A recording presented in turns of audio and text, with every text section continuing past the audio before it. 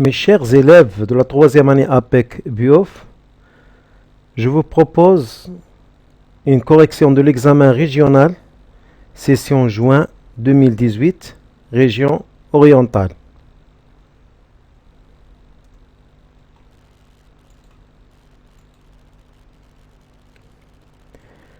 L'exercice 1, il est en mécanique pour 8 points et demi.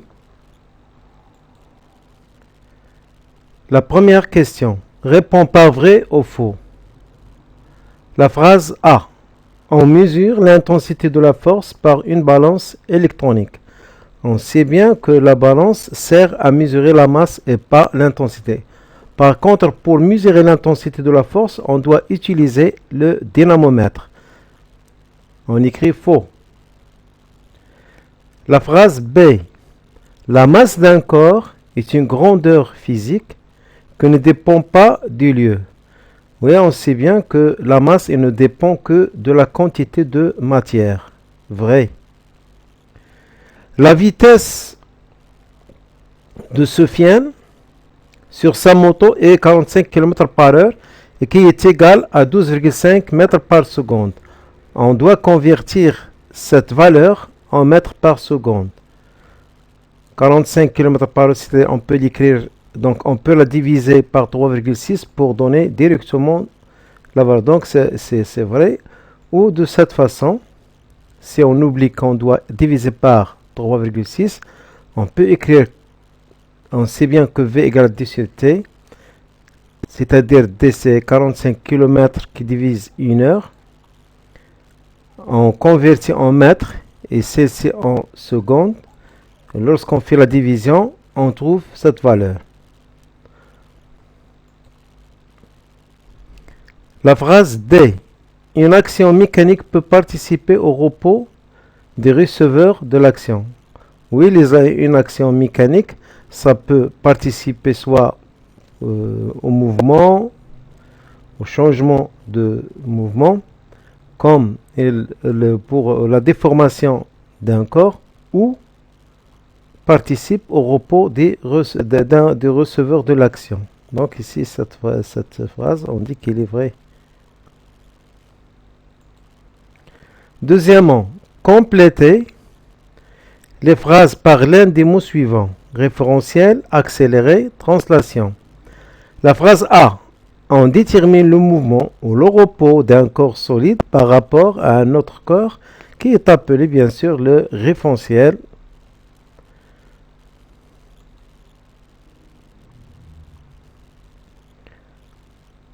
La phrase D.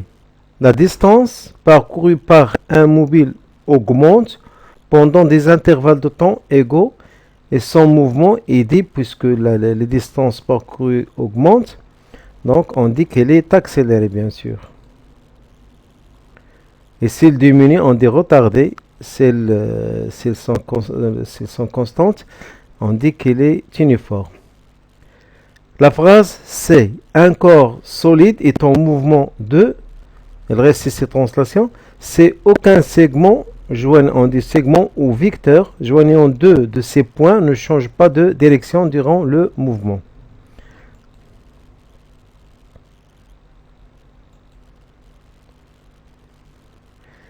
La question numéro 3. Au troisièmement, on suspend un corps solide S de masse M égale 200 grammes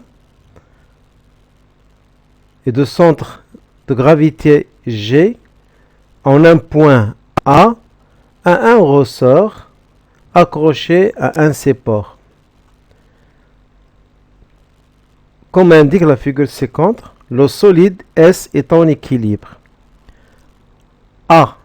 Faire le bilan des forces appliquées sur le solide S et classe-les en force de contact et force à distance.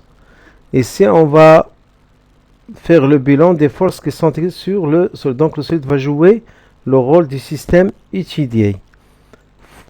Force de contact. Qu'est-ce qui touche le corps CO qui est en contact avec lui?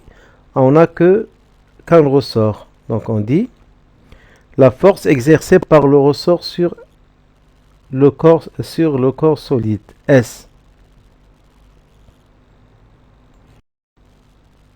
Force à distance, c'est la force exercée par la Terre sur ce corps S. Et dit aussi le poids du corps S. B. Déterminer les caractéristiques du poids P du solide S. On donne G égale 10 newtons par kilogramme. On sait qu'une force a 4 caractéristiques qui sont le point d'application, la direction, le sens et l'intensité. Pour le point d'application, c'est-à-dire la Terre exerce une force sur ce corps S en ce point qui est G, qui est le centre de gravité de ce corps. La direction, c'est une direction qui est verticale et qui passe par G. Le sens, c'est vers le bas, c'est-à-dire vers le centre de la Terre. Et l'intensité, on va la calculer. On sait bien que P égale M qui multiplie G. On a M égale 200 grammes et G égale 10 newtons par kilogramme. On doit convertir cette valeur de masse en kilogrammes. Ça va donner 0,2 kg. Quand on va la multiplier par 10, ça va donner 2 newtons.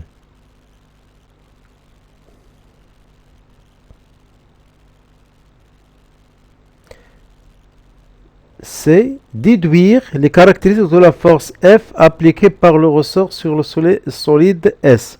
Puisque le solide est en équilibre sous l'action de ces deux forces, qui sont la force exercée par le ressort et la force exercée par la Terre, donc ces deux forces ont la même direction, la même intensité et de sens opposé.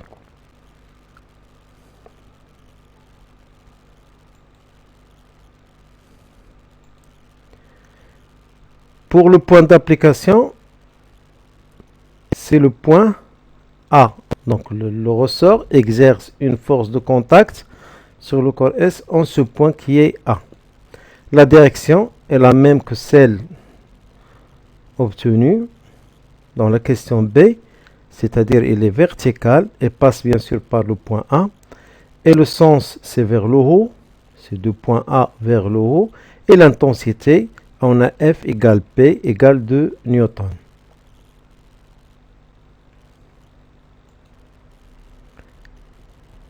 L'exercice numéro 2, il est en électricité pour 7,5. Premièrement, réponds par vrai ou faux. L'unité internationale de la puissance électrique est le watt. C'est vrai? 1 kWh égale 3,610 à la puissance 3 joules. On sait bien qu'un kWh égale comme ceci. On va multiplier par 1000.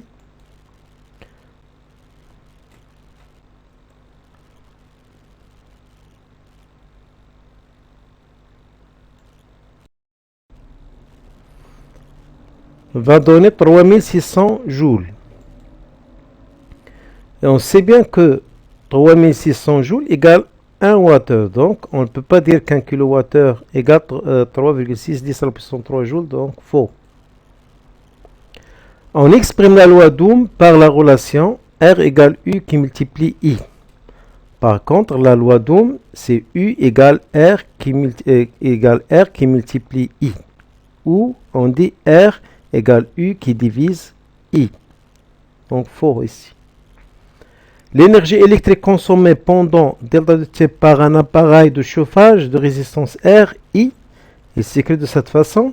On va voir, on sait bien que l'énergie égale la puissance qui multiplie le temps T.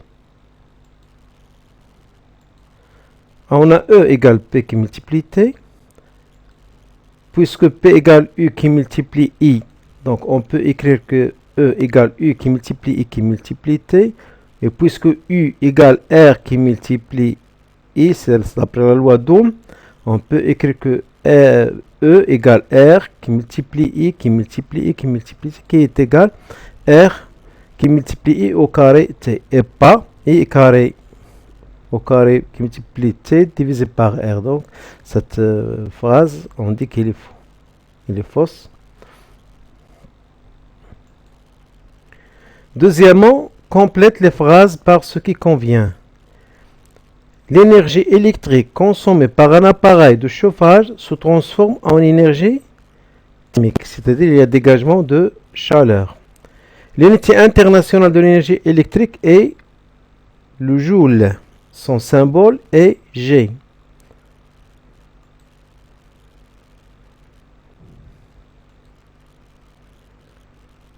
La suite de l'exercice 2. Troisièmement, on fait fonctionner d'une fonction normale un chauffage électrique de résistance R qui porte les indications de 120 volts et 2,2 kW.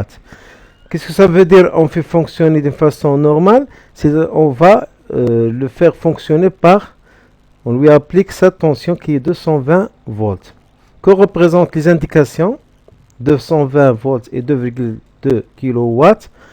Selon les unités, puisqu'on a le volt, donc on parle de la tension. Et cette tension, c'est une tension nominale avec laquelle l'appareil fonctionne normalement. Et si on le fonctionne normalement avec cette tension, elle va consommer cette puissance. C'est la puissance nominale. B. Déterminer I, l'intensité du courant qui passe par le chauffage électrique.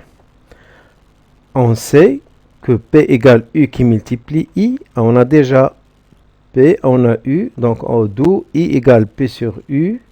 Et on remplace U par sa valeur qui est 220 volts. P par 2,2 kW et U par 220 volts. On doit convertir en watts. Ça va donner 2200 watts. Quand on va le diviser, on peut... Donc si on divise, ça va donner 10 ampères. Déduire R, la résistance électrique de ce chauffage électrique. D'après la loi d'Ohm, on a U égale R qui multiplie I, d'où R égale U qui divise I. On va remplacer U par sa valeur de 120 volts et I par 10 ampères. Donc R égale 22 ohms. Le chauffage fonctionne pendant une durée delta de T égale 5 heures. Calculée en watts-heure, l'énergie électrique consommée pendant cette durée. On sait bien que E égale P qui multiplie T. On va remplacer P par sa valeur qui est 2,2 kWh, c'est-à-dire 2200 watts. Et delta de T par 5, on va multiplier 5 par 2200.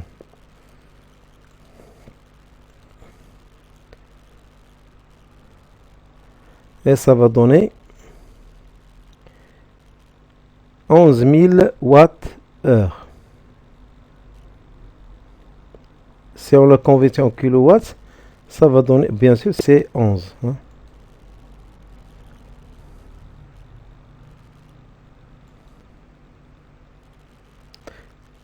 L'exercice numéro 3, c'est une situation problème. Il est pour 4 points.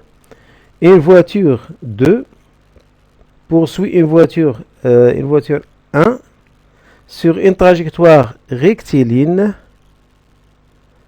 Quand la voiture 1 passe par le point A à la vitesse 72 km/h, la voiture 2 passe en même temps en un point B avec une vitesse V2 qui est inconnue ici. La distance qui sépare les deux points A et B, c'est 300 mètres. La poursuite de la voiture 2 pour rejoindre la voiture 1 a duré un temps T égale 30 secondes. Au moment du passage de la voiture 1 au point A. Déterminer la distance parcourue par la voiture 1 pendant la durée T.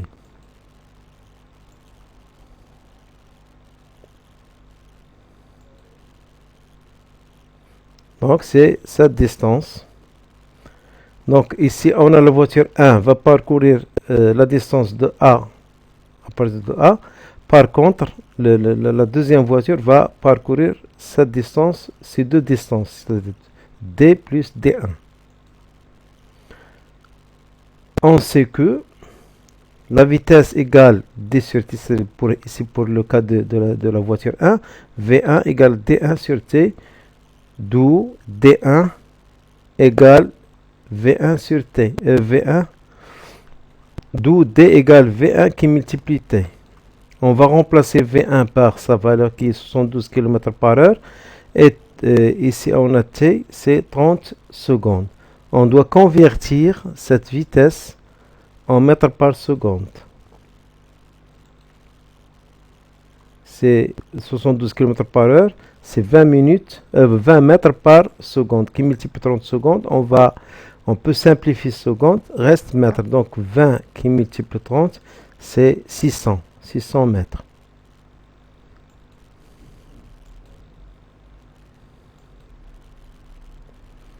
On détermine la vitesse V2 en mètres par seconde. Maintenant, D1 est connu. Pour la vitesse V2, on sait bien que V2 égale D2 sur T. Avec D2, c'est la somme de ces deux. C'est 300 plus 600, ça va donner 900. Et T, c'est 30 secondes. C'est-à-dire, V2 égale D1 plus D sur T. Application numérique, ça va donner 900 sur 30 secondes, c'est 30 mètres par seconde. Et à bientôt et bon courage.